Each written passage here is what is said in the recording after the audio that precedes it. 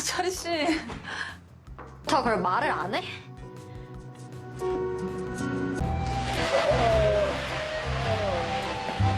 철이 씨, 지금 희망자가 생겼어요. 몰라. 진짜. 해 그냥. Halo guys, balik lagi ke channelnya Mimin. Gimana kabar teman-teman semua? Semoga baik-baik aja ya. Oke, di video kali ini mari kita lanjutkan review dari drama Marry You yang makin seru. Bagaimana reviewnya? Ini dia, by Mimin.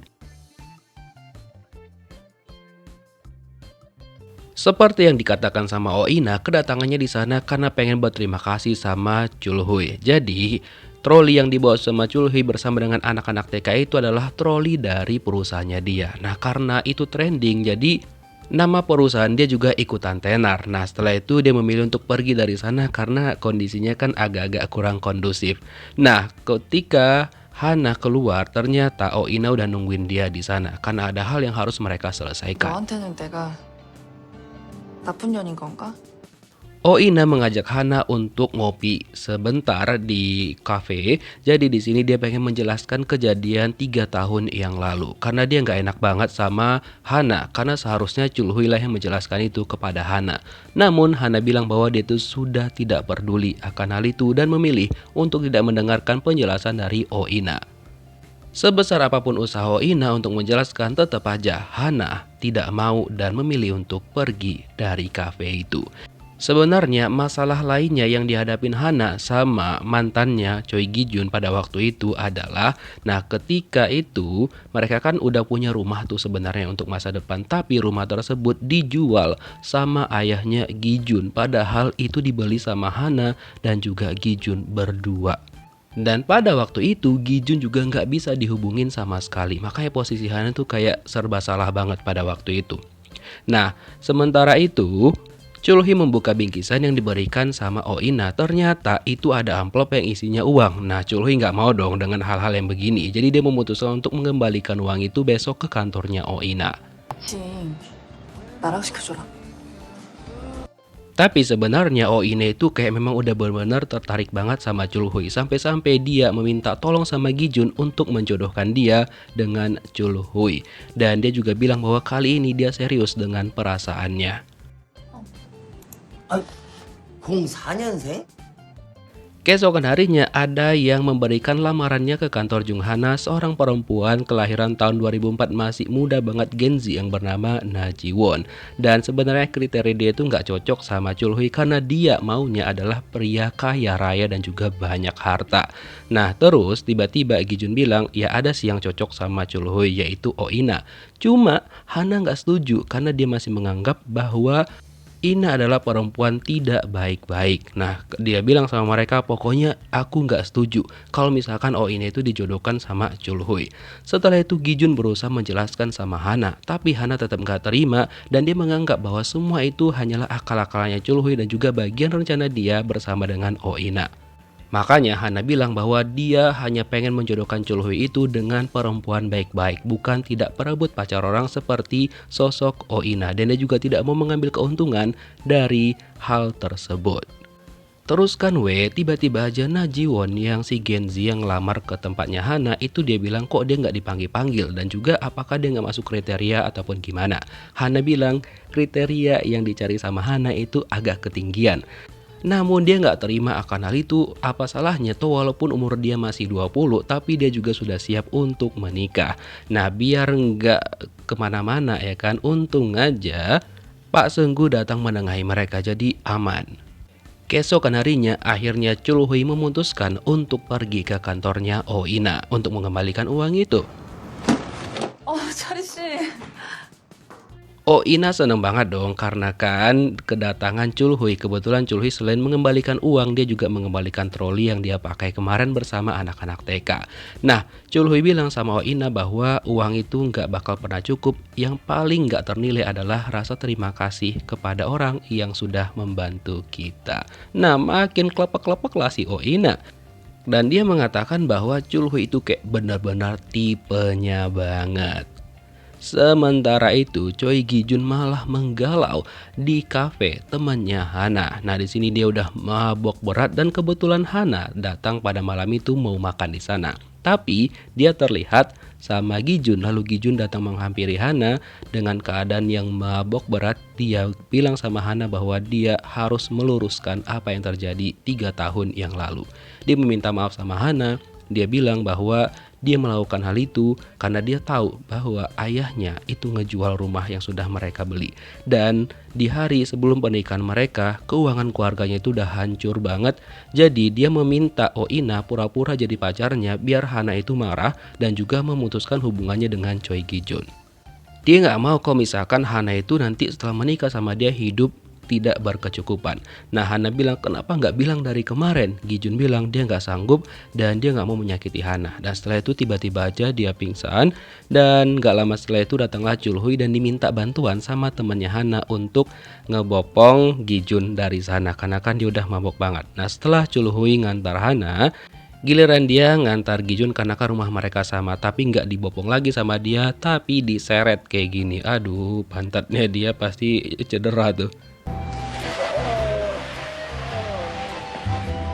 Chul-hui memutuskan ngebawa Gi-jun ke rumahnya karena dia nggak tahu kan password rumahnya Gi-jun. Jadi letakkanlah di kursi tamu rumahnya dan sebenarnya dia kasihan juga sama Gi-jun jadi dia selimutin. Gi-jun bilang dia pengen Hana balik sama dia. Cuma Chul-hui bilang ya waktu nggak bisa diputar balik. Dan setelah itu ada orang yang mengirimkan pesan sama Chul-hui tentang perubahan pikiran ataupun tidak. Kira-kira siapakah itu ya?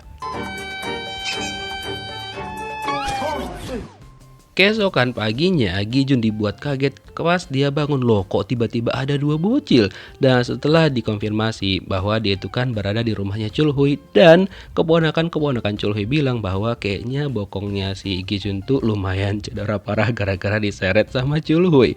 Terus Chul-hui bilang, ya perlu aku kasih tahu kronologisnya kenapa kamu ada di rumahku. Gi-jun bilang nggak perlu dan dia memilih pergi dari sana dan karena dia juga udah malu sama keponakan-keponakannya Chul-hui. Setelah itu Chul-hui pergi ke tempatnya Hana karena dia pengen memberikan masakan yang udah dia buat tadi untuk Hana. Tapi dia dikejutkan sama Hana dan Hana meminta maaf karena dia nggak enak sama Chul-hui harus mengantar Gi-jun. Tapi Chul-hui bilang dia ngantar Gi-jun dengan selamat kok dan dia kasihlah sup pengar yang dia masak untuk Hana. Terus Chul-hui bertanya kok tiba-tiba ban mobilnya Hana itu kempes, padahal kan kemarin baik-baik aja. Hana juga bingung kenapa dan mereka ceklah melalui kamera dashboard. Di sana Chul-hui melihat bahwa memang ada orang yang sengaja ngempesin bannya Hana dan orang itu mencurigakan karena memakai masker. Tapi dia nggak bilang sama Hana karena takut Hana itu jadi khawatir dan juga ketakutan. Dia bilang ya itu kucing liar aja. 저 신청서 내려왔는데요. Setelah itu, Oh In-na datang langsung ke kantornya Hana dengan membawa formulir dia dan meminta tolong kepada mereka untuk menjodohkannya dengan Chul-hui. Dia minta tolong banget sama Hana karena seluruh kriteria yang dia pengen itu ada di Chul-hui. Hana masih nggak mau, tapi Oh In-na berusaha untuk meyakinkan Hana bahwa dia beneran suka dan juga pengen bersama dengan Bong Chul-hui. Ya sudah, akhirnya Hana pun luluh dan dia bilang oke, nanti bakal dia panggil kalau misalkan kriterianya udah mereka baca. 나지원 신청자예요. Setelah itu Na Ji-won nelpon lagi dong, nelpon terus-menerus membuat temannya Hana itu nggak nyaman. Jadinya mereka itu nggak angkat teleponnya, tapi malah si Na Ji-won itu datang ke sana dan marah-marah karena mereka mengabaikan telepon dari dia. Intinya dia cuma pengen dijodohkan sama orang kaya, udah itu aja. Dia nggak peduli kriteria yang lain, mau jelek, mau ganteng, ataupun gimana. Yang penting kaya raya, itu aja yang mau dia pengen. Bahkan Ji-won juga ngebahas tentang orang-orang yang sanggup membeli barang dari desainer khususnya sepatu. Dan hal itu membuat Han Bin, temannya Hana, itu langsung insecure dengan sepatu yang dia beli. Karena sepatu yang dia pakai itu sepatu yang murah gitu kan. Nah ketika Hana keluar karena menerima telepon dari Chul-hui, tiba-tiba aja Ji-won melihat formulir-formulir yang ada di sana. Dan dia melihat salah satu kandidat yang dia pengen, orang yang kaya raya. Dia ingat nomor teleponnya dan langsung permisi sama Han Bin. Oke, ya udah urus aja lah, nanti kabarin dia. Padahal sebenarnya dia pengen ketemu sama orang yang dia lihat di CV tadi. Terus kan bahaya banget nih karena Hana kayaknya udah mulai tertarik lagi sama Gijun setelah dia tahu apa sebenarnya yang terjadi 3 tahun yang lalu. Karena adegan ini ketika di lift, itu Hana masih deg-deg sama Gijun dan dia udah nggak menghindar lagi. Dan Gijun minta maaf sama Hana karena atas dia mabuk kemarin, cuma Hana bilang nggak apa-apa, yang penting dia udah tahu alasan yang sebenarnya. Wah, kacau nih. Terus Chul Hui akhirnya menemukan pekerjaan di tempat temannya Hana. Kebetulan dia lagi nyari koki dan juga Chul Hui nggak ada kerjaan karena keponakannya juga lagi les. Ya udah, dia pergilah ke sana ngelamar dan langsung diterima sama temannya Hana. Dan bener aja dong, dia kan kemampuan masaknya keren banget dan membuat banyak pelanggan yang tertarik melihat kemampuan Chul Hui memasak. Kemudian Hana datang ke sana dan dia ketahuin bahwa Chul Hui ternyata sekarang jadi karyawan temannya dia. Chul Hui juga memberikan masakannya sama Hana yang dia buat sendiri dan dia bentuk cantik banget sama seperti Hana. Dan ternyata Ina itu benar-benar udah tertarik banget sama Chul Hui. Kali ini dia benar-benar serius dan dia pengen banget ketemu sama Chul Hui. Dia bilang sama Gijun. Cuma kata Gijun, semua itu tergantung negosiasinya Hana, pembicaraan dia dengan Chul Hui. Makanya Ina berharap banget kalau misalkan Chul Hui setuju untuk mau berkencan sama dia. Kasihan banget dua orang Zoom lo ini kan. Chul Hui pengen ketemu Hana, tapi Ina juga pengen ketemu Chul Hui. 애칭 희망자가 생겼어요. Dan ternyata Hana langsung menanyakan sama Chul Hui kalau misalkan ada orang yang berharap banget untuk dijodohkan sama dia. Orang itu adalah Ina. Cuma sebenarnya Chul Hui tanya sama Hana apakah dulu Ina ada masalah sama Hana dan bagaimana menurut Hana Ina ini. Hana bilang masalah mereka udah diluruskan kesalahpahamannya dan dia bisa jamin bahwa Ina itu bukan orang jahat. Chul Hui bilang ya udah, kalau misalkan menurut Hana gitu dia bakal coba. Terus salah satu rekannya Hana, Hanbin, karena dia kepikiran dengan perkataan Jiwon tentang sepatu desainer, akhirnya dia mencoba ngorder sepatu, cuma harganya kan dinaikin, jadinya dia keep dulu. Dan ternyata dia juga ngikutin Jiwon yang bertemu sama salah satu klien mereka. Nah, di sini itu kan orang yang kaya raya banget dan dia juga bilang sama Jiwon bahwa hartanya itu sebesar 20 miliar won. Dia punya mobil 5, punya villa, punya rumah banyak gitu kan. Dan membuat Jiwon jadi tertarik banget karena hal itu. Tapi dia langsung disindir sama bapak itu. Dia bilang sama Jiwon bahwa kau aja nggak mau di sepatumu, bajumu adalah merek yang bukan dikeluarkan musim ini. Langsung insecure lah Jiwon. Dan gak lama setelah itu, Hana dan juga Chul Hui kebetulan lewat di sana dan mereka melihat Hanbin. Lalu mereka menghampiri Hanbin. Hanbin cerita bahwa dia lagi ngikutin Jiwon bertemu dengan orang yang pernah mengajukan untuk dijodohkan juga ke perusahaan mereka. Nah, terus si bapak itu bilang sama Hana, ya udah kalau misalkan kau mau sama aku, ya udah nggak apa-apa. Cuma kau harus bisa menjaga bobotmu ataupun berat badanmu 45 kilo. Terus-terusan dia nggak suka yang gemuk ataupun yang kurang dari itu. Dan yang paling kurang ajarnya lagi adalah ya gimana kalau misalkan test drive dulu. Ya nggak mau lah si Jiwon. Nah karena udah nggak kondusif, akhirnya Chul Hui, Hana dan juga Hanbin menghampirin mereka. Dan akhirnya mereka menyuruh si bapak ini, si Masumi itu untuk pergi dari sana. Walaupun dia menjelaskan bahwa ya si Jiwon yang memang menghubungin dia duluan, dia nggak tahu menau. Padahal kan belum jadwal dia sebenarnya. Dan ketika mereka periksa ternyata harta bapak tadi yang 20 miliar won itu nggak ada sebenarnya. Dia cuma bohong aja gitu. Kan udah malu kali dia kan. Akhirnya dia bilang, oke, kasih aku jalan, aku mau pergi dari sini. Setelah itu Jiwon minta maaf dan Hana memberikan penjelasan sama Jiwon. Memang harta itu penting, cuma harta itu nggak abadi. Karena itu bisa hilang kapan aja. Yang penting mau berusaha, nanti lambat laun bakal tetap aja ada kok yang didapat dan juga bisa mencapai kesuksesan. Karena Hak Jiwon sudah mendapatkan pelajaran berharga pada hari itu, jadi dia berterima kasih sama mereka dan dia tidak lagi membuat kriterianya dia yang penting kaya. Nah setelah itu Chul Hui mengantar Hana pulang ke rumahnya sampai selamat karena dia kan khawatir dengan orang yang ikutin Hana yang dia lihat di kamera dashboard. 이건 특별 서비스에 Keesokan harinya kebetulan Han Bin makan di restoran tempat Chul Hui bekerja, jadi dia kasih makanan gratis. Dan akhirnya Han Bin cerita juga sama Chul Hui sebenarnya dia juga sempat insecure dengan sepatu yang dia pakai. Tapi Chul Hui bilang iya sebenarnya bukan barang-barang branded yang menjadikan hidup orang itu berharga. Cuma setiap orang bisa membuat hidupnya berharga dengan caranya sendiri.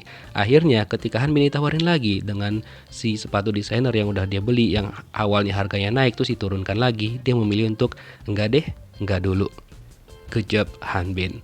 Nah, di sisi lain, Hana mengatakan sama Gi-jun bahwa Chul Hui setuju untuk dijodohkan sama Oh In-na, cuma dia khawatir banget kalau misalkan hubungan mereka itu nggak bisa bertahan lama ataupun tidak. Karena ke bawah suasana, Gi-jun bilang dia juga berharap seperti itu dengan Hana. Terus Hana bilang, Oke, aku boleh pergi nggak Pak? Ya sudah, akhirnya Hana pergi dari sana karena dia masih berusaha menghindar. Sementara itu, Oh In-na masih tergila-gila sama Chul Hui dan dia pun menekan untuk segera dating dengan Chul Hui. Chul Hui menerima hal itu, tapi dia juga menerima pesan dari seseorang yang meminta dia untuk bertemu yang kemarin itu kan, yang kita nggak tahu siapa. Lalu dia dijemput sama 2 orang pengawal berserta dengan mobil. Hana yang kebetulan lewat, dia heran itu tuh siapa, dan di belakang Hana ada orang yang buntutin Hana dan juga mengambil fotonya dia. Siapa lagi tuh? Dan ternyata Chul Hui itu menemuin pimpinan yang bernama Jin Si-won. Karena kan Chul Hui ini sedikit mencurigakan. Di foto orang tuanya dia kan anak satu-satunya, kok dia bisa punya keponakan, terus luka di badannya dia. Kira-kira bagaimana kelanjutan kisahnya? Kita lihat next episode. Thank you for watching guys. See you next video. Bye bye.